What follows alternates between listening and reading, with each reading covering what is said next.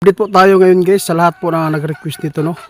Subukan po natin kausapin si kaibigan nating mga duwende dito. Baka nandito po sila. Subukan po natin suyuin na magpapakita sila sa inyo ngayon po. Sana nandito po sila. Kaibigan, magandang hapon kaibigan. Meron pong request yung mga tao, sana po ay magpapakita po daw kayo ngayon. Kasi sa tagal po daw nilang pagsuporta, hanggang ngayon marami pang mga tao na hindi po nakakita sa inyo. Sa totoo lang guys, napakarami na po nakakita po, no, ng aktual po sa ating mga kaibigan. Yung mga tao lang siguro na meron pong pinagkaloob sa kanila, yung tinatawag na third eye. Si Ma'am Jing Siriaco nakakita, hindi lang po si Ma'am Jing, marami pa po talaga. Kaya yung nag-request nito, sana po ay matugunan po ang inyong request. Uy, nandito si kaibigan natin tatay. Tay, patawad po tayo kung meron po akong i-ano sa inyo, ihangyo. Oo, meron pong mga followers natin na gusto pong makakita sa inyo. Wala man si kaibigan natin duwende.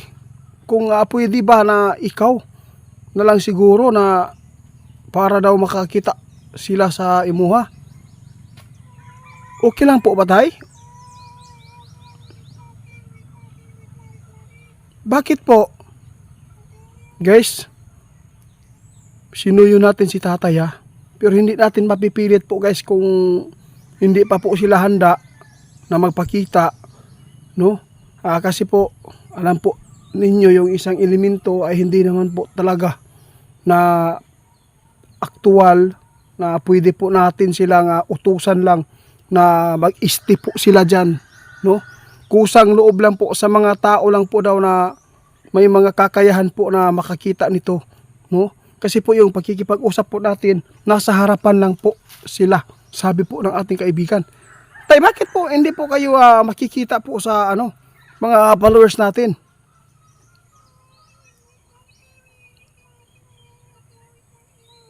Oo nga, marami po nagsabi, bakit po itiit, hindi ko nakikita yung kaibigan mo? While po kayo ay nagtatanong, pwede man po siguro na magpapakita. Patawad po tayo kung ganito po yung approach ko po sa inyo. Oo, kasi po gusto manggod ko na magpakita kayo ba sa mga nag-request. Kay ang uban, yung iba hindi po nakakita ng duwende. Sige po guys, abang-abangan lang po natin kaysa, kasi po baka po makapagpasya na po sila sa susunod, no. Sana ay makapaghintay kayo, no.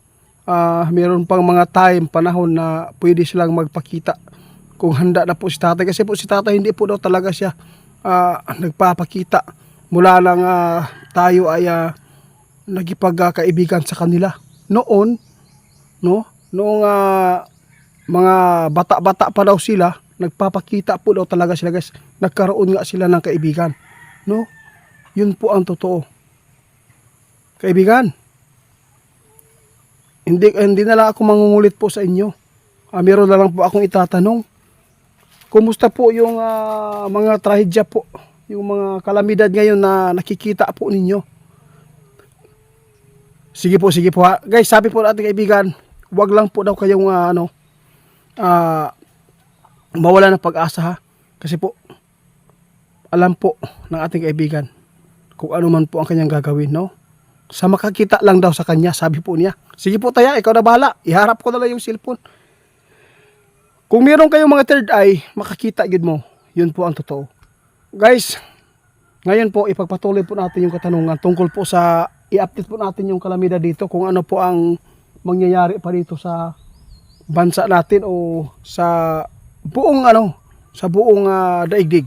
Kung ano man po ang maipaabot po ng ating kaibigan, kung meron po silang mga update tungkol po sa kalamidad doon sa kanilang kaharian, kasi po ngayon lang po nakauwi si kaibigan. Tay, ako ay humihingi ng tawad, tay, ha? Oo. Kumusta man ato ang panahon karon?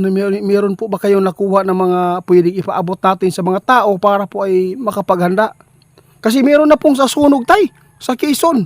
No, noong isang linggo pa lang ito, guys, no, sinabi ng ating kaibigan na meron pang sunog at meron pang mangyayaring trahedya na kalamidad din, di ba? Kumusta po yung lindol, tay? Nako po. Kung mautruhan daw og lindol, guys, doon sa Asa Caribbean, may ata yun. Basta doon, kung maulit po uli, no, yung nangyari na pagyanig po doon, delikado po talaga ang dagat. No, yung mga followers po natin, mga subscriber, no, mag-ingat kayo doon, ha. Kasi po, delikado po ang tsunami po sa ibang bansa ngayon. Nakikita po ng ating kaibigan na magkaroon po talaga. Meron makaranas po ng mga tsunami sa mga lugar doon sa ibang bansa. Pero dito sa amin, tay, ano po ba ang nakikita nyo? Meron po bang mga tsunami na magaganap? Salamat po. Walang tsunami na magaganap dito, guys, mangyayari dito sa atin. Yung ano, tay, yung lindol, kumusta po yung fault line na yung in-update po natin noong isang linggo na hindi po nagbago, no? Mas lalong umangat po yung isang piece po ng isa kakuan ba pikas na nag-leaking diya. Patuloy po daw nilang ina-update, guys, tinitingnan. Ito lang po yung masabi ko, ha. Mag-ingat kayo sa mga lugar na pupuntahan po ninyo, lalo na sa karagatan, lalo na po sa mga matataas na building, lalo na po sa mga mall. No, hindi po tayo pwede magkampante kasi po mahirap po talaga pag doon kayo naabutan ng mga malalakas na lindol, ay sobra po nakakatakot, no?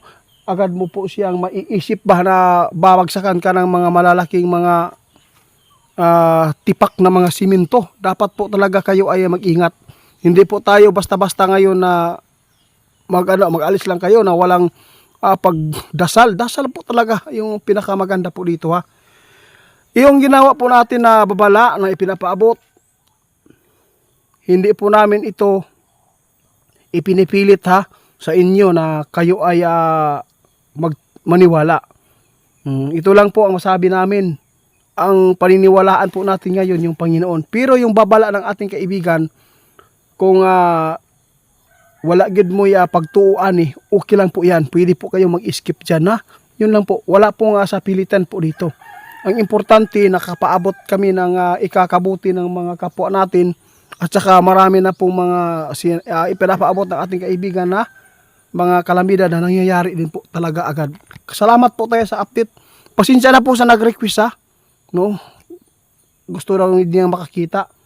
Basta wag kayong mag-aalala, no? Kung hindi man kayo nakikita ngayon dito sa camera ko na hinaharap ko, alam ko mayroon po mga may third eye po na makakita po dito. Yung mga basher po natin dito, shout out po sa inyo, no? Salamat po sa inyong patuloy na pag panunood sa ating mga ipinapaabot.